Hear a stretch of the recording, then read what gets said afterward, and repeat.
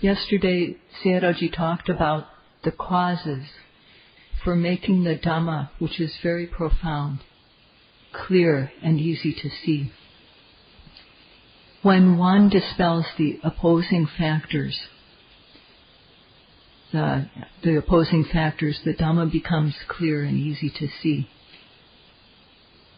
These opposing factors, the Nivaranas, they're none other than the kilesas, the Nivaranas.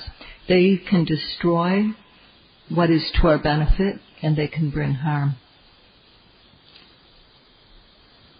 First of all, there's the factor which, when we see something good, which wants that good thing, wanting to see good things, wanting to hear good things, taste, touch, smell, think. When we want these objects of the senses, that's kamachanda nivarana, the obstacle of kamachanda. If on the other hand we meet up with something that we don't like, anger, vyabhada nivarana, arises. And this is also called the destroyer. It's a destructive emotion. Then there's the quality where the mind becomes withered and closed up. The mind backs off from doing good things. Laziness. We shrink away from doing kusala. And the factor that causes that is tina mida, sloth and torpor. And then there's the uncontrolled mind. If we let our mind go where it wants, let it run away, let it go scattered, that running away from the object is udicca, restlessness. And if we happen to remember, if we did something wrong in the past, and then we remember it, there will be regret, kokocha. Restlessness and remorse are udicca kokocha. And then there's the quality, even concerning the true Dhamma, the quality of wavering and not being able to decide about it. That's the quality of vicikicca. And then,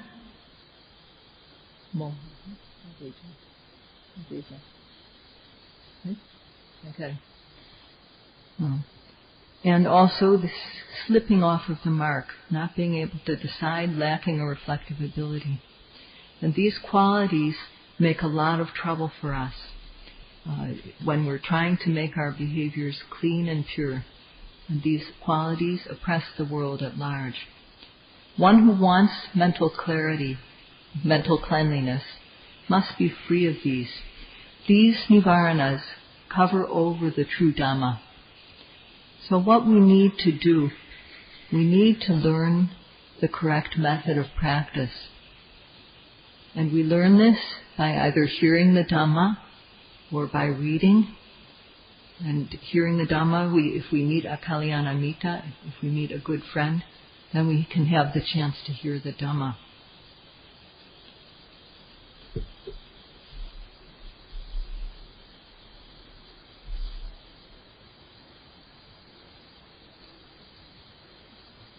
The Nivaranas, the patipaka dhamma, the opposing factors, cover over the Dhamma for most people, for many people, so that people don't see their minds, they don't have a clear mind, they don't have clarity, and they cannot see the Dhamma. Only if we dispel the opposing factors will we see the Dhamma. So we must do this. And only if we know the method can we do it. If we don't know the method and don't practice it, then the Dhamma will, instead of being easy to see and clear to see, it'll be difficult to see and not evident. Because people don't see the Dhamma, because of being the Dhamma being covered over by the opposing factors of the Nivaranas. People don't know the Dhamma. That is, they don't know the Four Noble Truths. Among the Four Noble Truths, there are two that are worldly and two that transcend the world. The first Noble Truth is that of dukkha, suffering, and this includes all physicality and most mentality, seeing, hearing, tasting, touching, smelling, what we see, what we hear, and so on. All these things are dukkha. And what is the cause of suffering? It's grasping for these. That's samudaya satcha, the truth of suffering. There's an end to the suffering. There's an end to the suffering which is called nirodha satcha. And there's a path, a way to get to the end of suffering. That's called the truth of the path, magga satcha. And that's made up of 8 factors, of which 3 concern sila, 3 concern samadhi, and 2 concern panya, or wisdom. So for the moment, we're working with the 2 worldly truths. And these are the things that we know. These are the things that we can know at present moment. For the moment, we should just, as far as the transcendent truths of nirodha and magga, for now, we just put them aside and we know that they're there. Okay?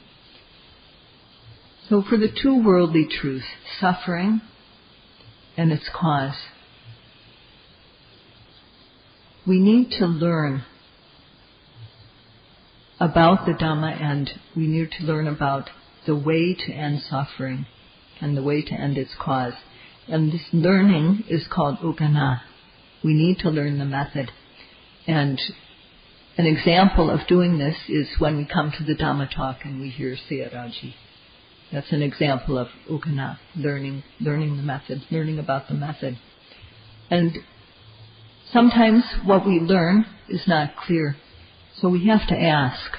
We have to ask about it. We have to have an opportunity to discuss about the practice with the teacher. And that's patipocha.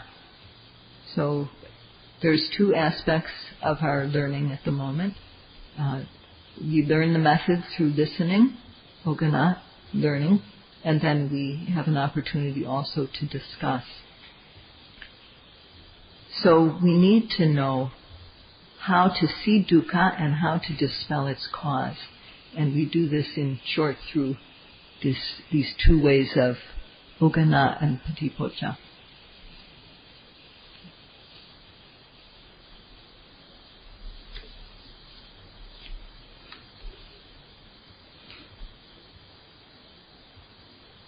All compound things that occur, all sankharas are dukkha satcha, are the truth of suffering. What arises in one's body? Seeing, hearing, tasting, touching, smelling, thinking. We have 6 sense doors, and at each of these sense doors, an object can arise. So 6 sense doors and 6 objects that arise at the sense doors, 6 sense objects. These are all rupa and nama, physicality and mentality. They arise due to causes. And all of these are dukkha satcha, the truth of suffering, according to the Buddha. Thinking sankharas are good is the truth of the cause of suffering, samudaya satcha. We think they're good and we go after them. We try to get more, and doing so doesn't cause us the good result we want. It causes more suffering. So this is an example of how the cause of suffering works.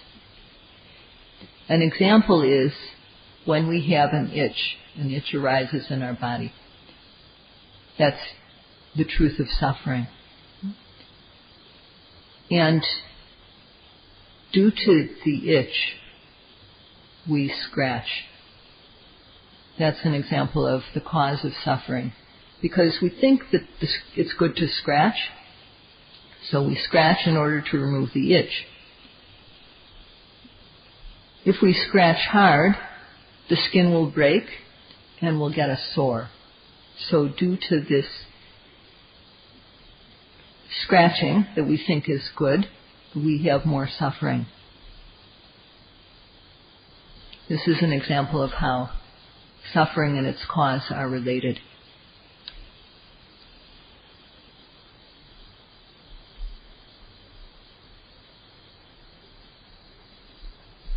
Another example is what happens when someone is addicted to drugs. We use them, and we like what happens when we use them. We think it's good, so we use them more. Okay, we use it, and then when that is gone, when we don't have something to take, then we can't control our mind. So we can get into arguments and get into danger because of that. So using drugs, illicit drugs, is an example of the cause of suffering. We think it's good, and so we use them. But the results that come from using them, we think that it's good, but later, eventually, we taste a bad result from using them. So that's an example of the suffering that arises due to the cause.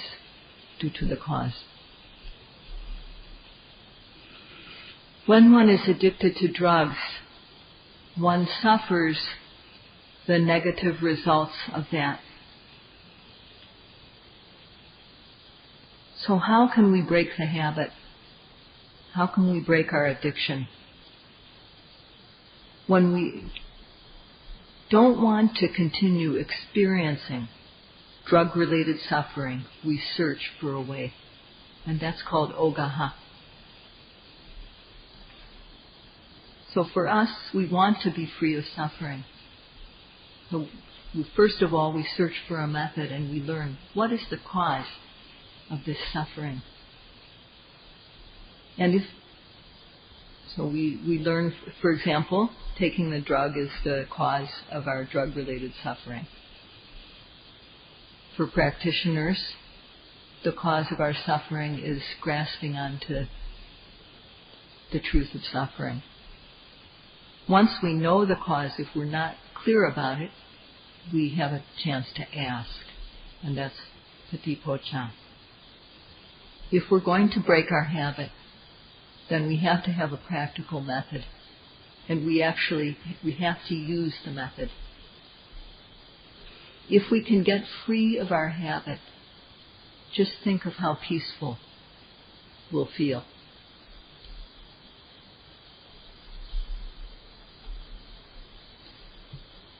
Yesterday, Sayadaw mentioned that the two worldly truths, the truth of suffering and the truth of its cause, are hard to see.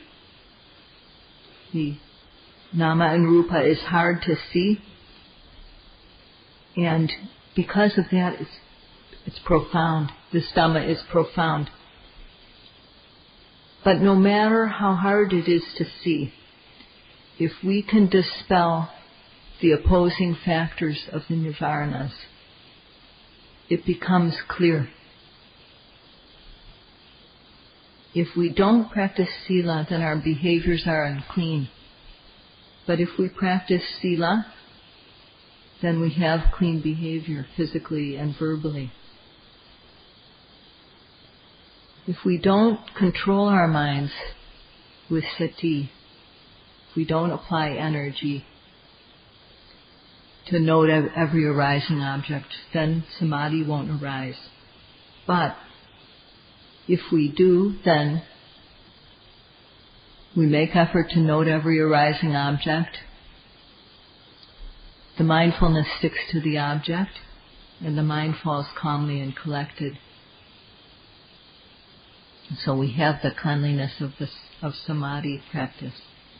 And when knowledge arises, even the seeds of the kilesas can be uprooted.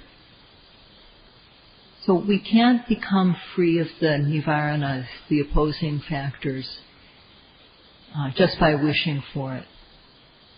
It's said that patipaka Anapana samapatipati patipadan, which means that the dispelling the opposing factors is dependent upon practice according to the correct method. Only if we practice according to the correct method will we be able to dispel the opposing factors of the Nivaranas.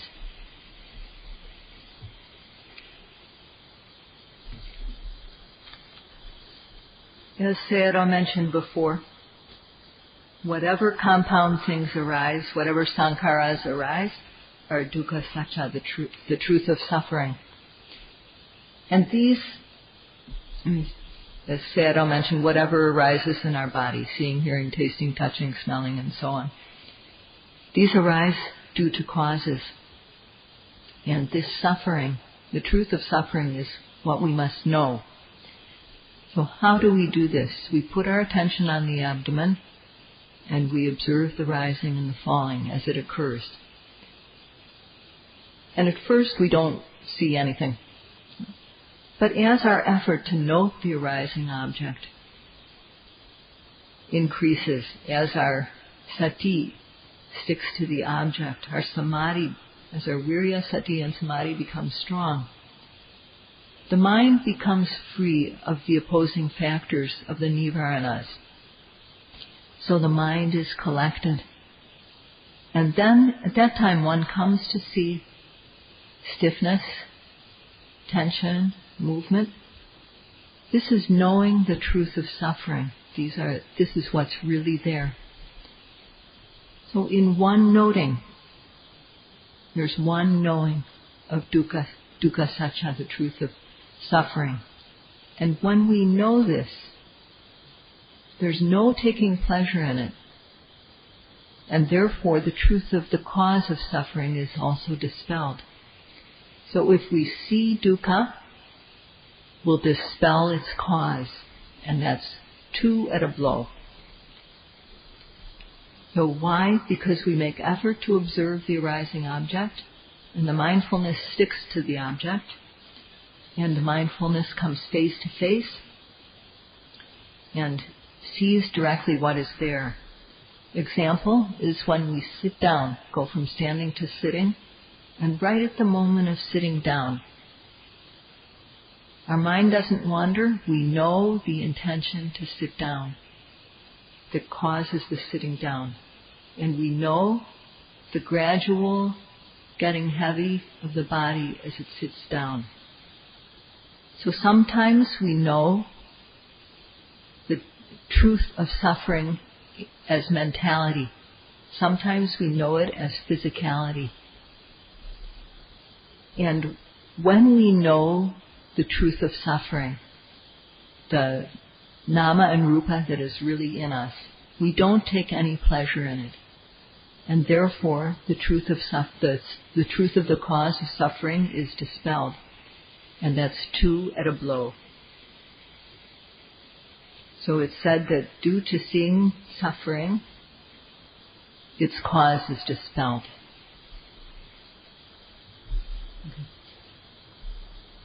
In one moment of noting, if our noting is direct with the object, then there's not just the power to overcome kilesas in the present moment, but there's also the power to overcome the latent forms of kilesas. When we note effectively, there's energy to note the newly arising truth of suffering, the truth of suffering that arises at every moment. And because we note on time, the mindfulness sati sticks to the object, and the mind is protected. Kilesas are blocked. Because of this, the mind falls calmly and collectively on the object. Therefore, lobha and dosa are overcome. There's no disturbances due to lobha and dosa, so the mind is still. And at this point, the obsessive kilesas are overcome. And this is what is meant by overcoming the opposing factors by correct practice. When we aim at the rising, the aiming is also present. So when the rising arises and we have accurate aim, we see stiffness, tension, movement. And so we know what is really there.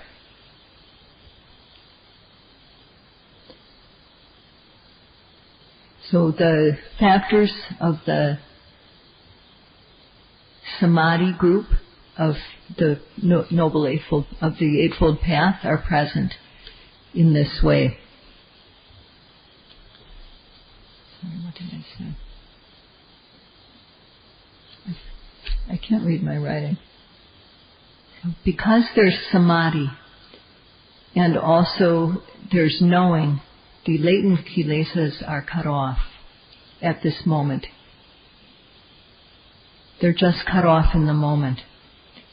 So in a moment of effective noting, not only are kilesas not given a chance to arise, pariyotana, obsessive kilesas, are also quelled, and also, because our noting is exact, the seeds of the kilesas are being slowly uprooted.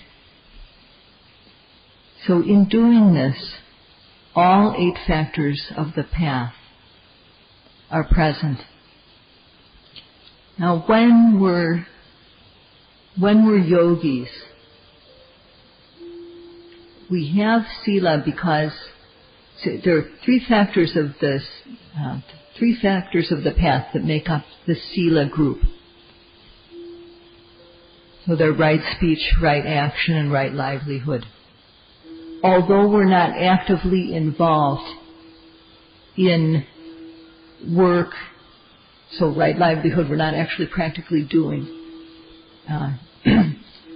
these. We have the intention to avoid wrong by way of speech, by way of body, and by way of livelihood. And in that way, the sila group of the path is fulfilled.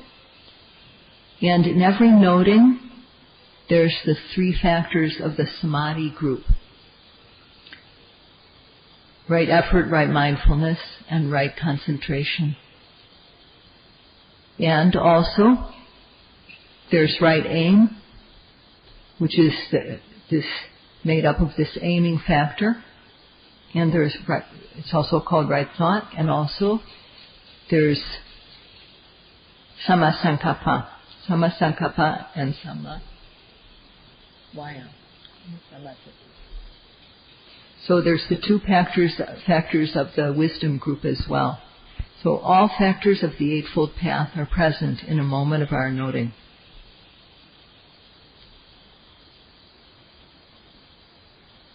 So with the sila group, we prevent transgressive kilesas from arising.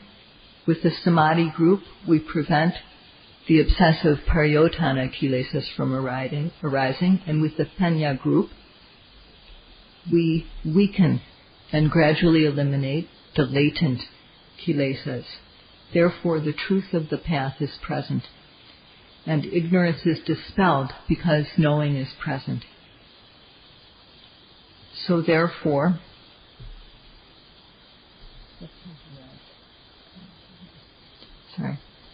this is the benefit of the practice that we get, that the negativities cannot arise.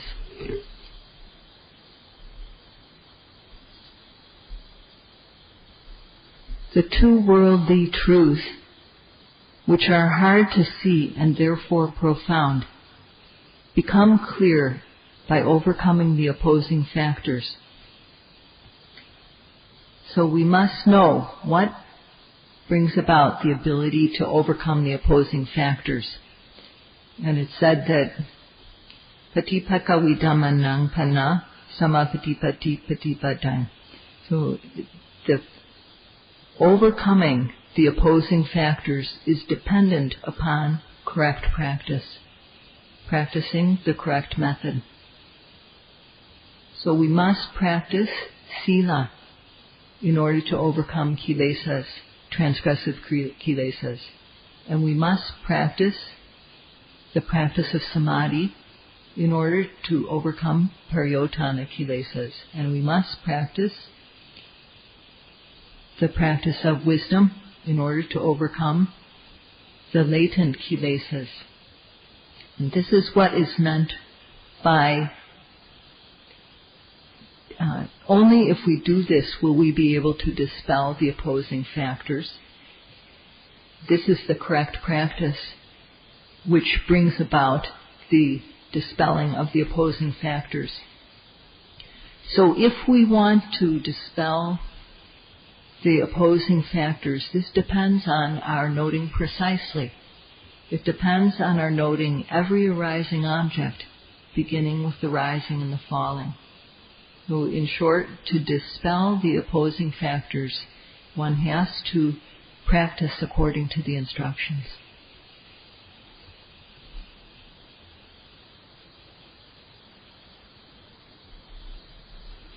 If one doesn't know the correct practice, one won't be able to dispel the opposing factors. One has to learn the correct practice. One can't just do what one wants, and one can't just guess or go by hearsay. One needs to know the correct practice, the practice for overcoming the opposing factors by hearing about it. One has to learn it. So the practice, knowing the correct practice, depends on hearing about it, hearing the Dhamma. We can't just go according to what we want. We need to know the correct method. So we need to listen and study respectfully. Only if we do this will we be able to practice effectively and dispel the opposing factors.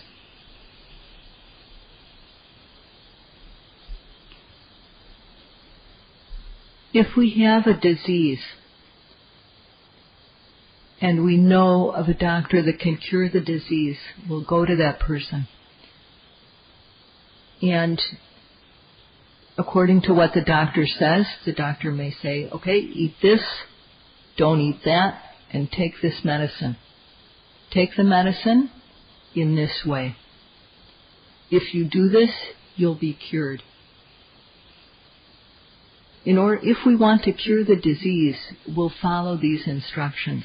And this is a topic that Sayadaw wants to continue tomorrow. That's all for tonight.